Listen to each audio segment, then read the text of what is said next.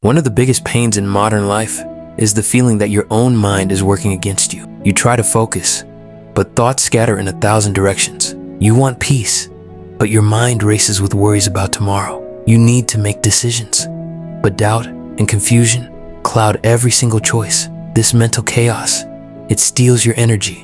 It ruins your sleep.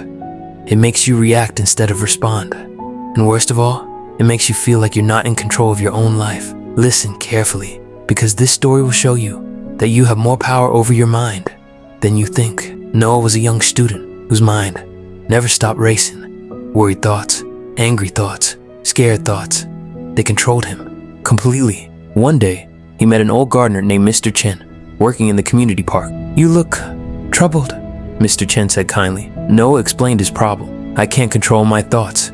They're driving me crazy." Mr. Chen smiled. "I have a job for you.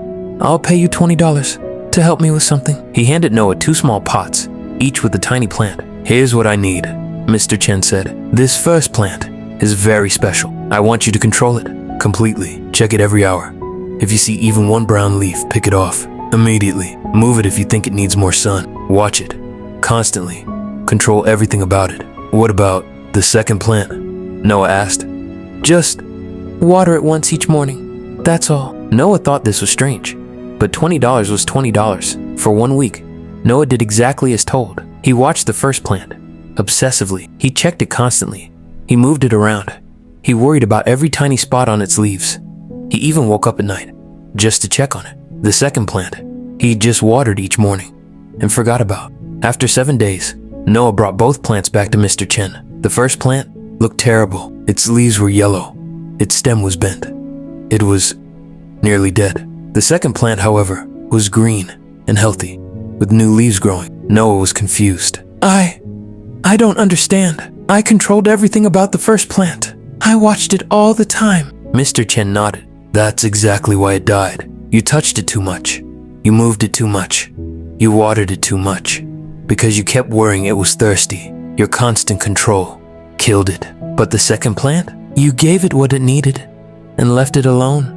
It grew perfectly on its own." Mr. Chen sat down beside Noah. "Your thoughts are like these plants. The more you try to control them, watch them, fight with them, the sicker they become. They grow bigger and stronger from all that attention. But when you give your mind something simple to do and stop touching every thought, they settle down on their own, just like the healthy plant." "So, I should ignore my thoughts?"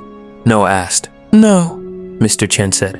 "You water a plant, but you don't sit and stare at it all day. Notice your thoughts, then let them be. Give your mind good things to focus on. Reading, walking, creating. That's the water. Then, leave your thoughts alone to sort themselves out." Noah tried this new way. When worried thoughts came, he didn't fight them or watch them. He just noticed them, like he'd noticed the weather, then went back to whatever he was doing. It felt strange at first, but within days, his mind became calmer. The thoughts still came, but they passed by like clouds, instead of staying like storms. The plant that grew best was the one he didn't try to control. His mind worked the same way. Mr. Chen's lesson was simple, but life-changing. The mind you try to control will fight you. The mind you leave in peace will find its own peace. This is the secret. Your thoughts are like plants. Give them basic care, good food, good rest, good activities. Then stop touching them. They'll grow healthy on their own. The harder you try to control your mind, the more out of control it becomes. If this story opened your eyes, please like and share it with someone who needs to hear it. Subscribe to our channel for more simple truths about life. Tell us in the comments, have you been overwatering your thoughts?